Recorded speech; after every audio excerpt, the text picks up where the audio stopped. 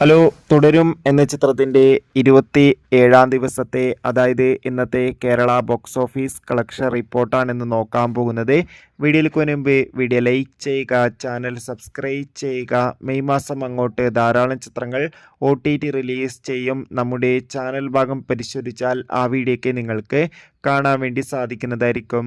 മോഹൻലാൽ, ശോഭന എന്നൊക്കെ പ്രധാന കഥാപാത്രങ്ങളായിട്ട് തരുണിമൂർത്തിയുടെ സംവിധാനത്തിൽ ഏപ്രിൽ 25-ാം തീയതി റിലീസിനെത്തിയ ചിത്രമായിരുന്നു തുടരും.